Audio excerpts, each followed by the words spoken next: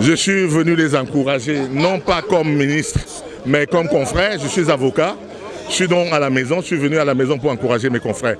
Mais j'ai vu qu'il y a une très bonne organisation qui promet, n'est-ce pas, de bonnes élections, de très bonnes élections transparentes.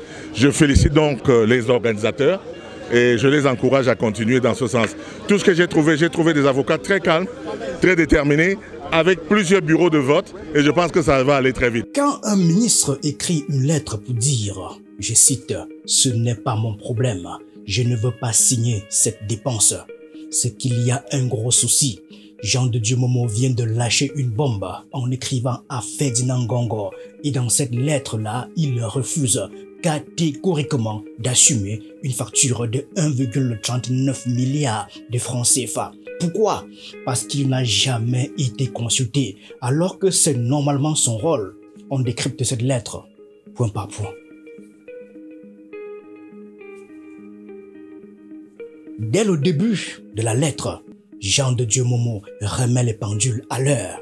C'est le ministre de la Justice qui gère les affaires judiciaires du pays. Il le dit clairement. Le ministre de la Justice est le conseil du gouvernement en matière judiciaire, y compris pour les affaires de la nature de celles visées en objet. En d'autres termes, c'est lui le patron quand il s'agit de défendre l'État devant la justice. C'est comme si un médecin disait « C'est moi qui fais les ordonnances, pas le comptable de l'hôpital ». Puis, Jean de Dieu Momo va droit au but. Il accuse directement la présidence de la République d'avoir pris une décision qui ne relève pas de ses attributions. Écoutez bien ce passage. Le choix du Conseil du Cameroun relève normalement de ses attributions. Pour le cas d'espèce, l'empiètement dans cette compétence d'attribution du ministre de la Justice n'est pas de nature à entretenir la sérénité dans l'équipe de défense du Cameroun. Traduction. Vous avez marché sur mes plates-bandes et en plus, ça fout le bazar dans la gestion de cette affaire. C'est comme si un joueur de foot décidait tout seul de changer la composition de l'équipe sans même prévenir l'entraîneur. Forcément, ça crée des tensions. Et c'est là que ça devient croustillant. Jean de Dieu Momo dévoile un chiffre qui fait mal. 2 132 550 €, soit 1,39 milliard de francs CFA. C'est le montant des honoraires que le cabinet Jean Tête réclame pour avoir travaillé sur ce dossier. Le ministre d'État, secrétaire général de la présidence de la République, est le véritable destinataire de la note de frais d'un montant de 2 132 550 €, soit de plus d'1,390 milliard de francs CFA. En clair, Momo balance, ce n'est pas moi qui ai engagé ces avocats, donc ce n'est pas à moi de payer. Imaginez-vous découvrir sur votre compte un prélèvement d'1,39 milliard pour une maison que vous n'avez jamais achetée. Vous payez? Non. Eh bien, Momo non plus. Et là, Jean de Dieu Momo enfonce le clou. Il refuse catégoriquement d'apposer sa signature sur cette dépense. Le ministre de la Justice ne saurait justifier sa signature sur la convention d'honoraires avec le cabinet Jantet, encore moins sur la note de frais assortie à la convention, alors qu'il n'a été associé ni au choix de ce conseil, ni aux négociations sur les honoraires de ce dernier.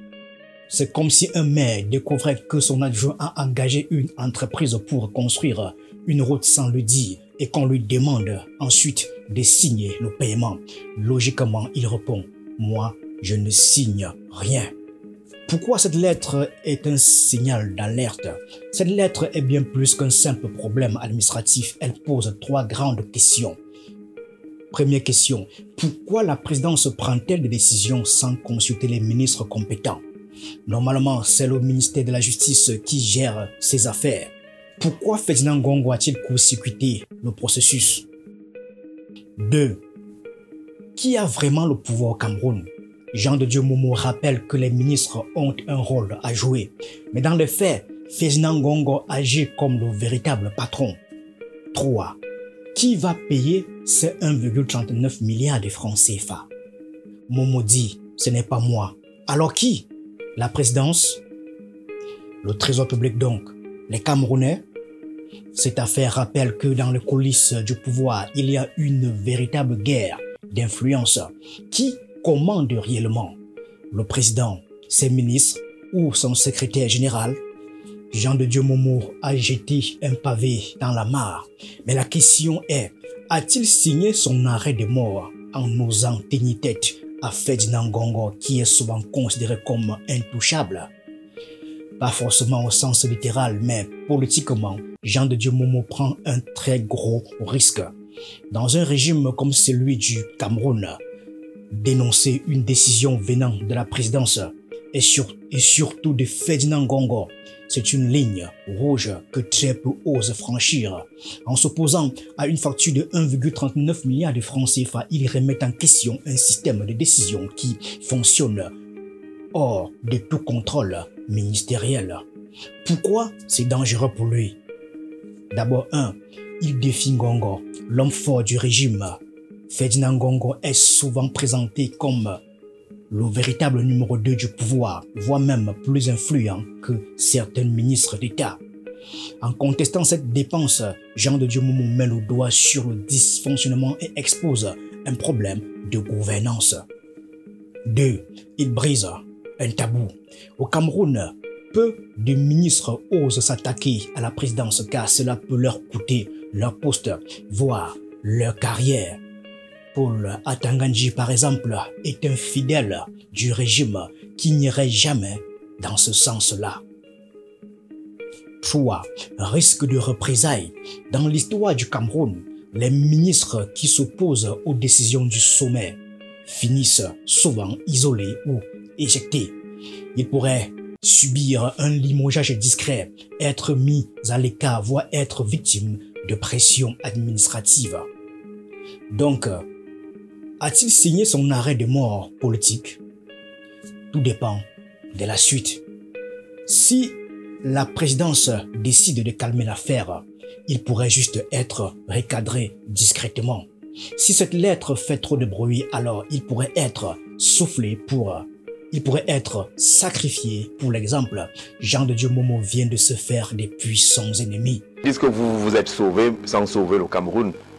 Non, nous... Vous avez réussi à trouver votre place. Non, Monsieur Jean Jarzé, oui. Il faut leur dire que mon travail au quotidien, c'est la défense des droits de l'homme. Que mon travail au quotidien, c'est de protéger les droits de l'homme. Mon travail au quotidien, c'est d'alléger les souffrances de ceux qui souffrent. Mon travail au quotidien, surtout, vous voyez le nombre de personnes que je reçois, le nombre de plaintes. Que les Camerounais ont des problèmes. D'accord. Et c'est à moi de les résoudre. D'accord. Et moi, je les résous. Ceux que je peux résoudre, que ce soit dans les tribunaux, dans les commissariats, je les résous. Les avocats, certains pensent que oh, je ne suis pas, j'ai changé, retourné la veste. Non. On va parler de la question. Je suis le ministre des droits de l'homme.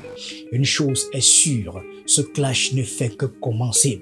Si cette affaire ne se règle pas en coulisses, on pourrait bientôt voir d'autres révélations sortir.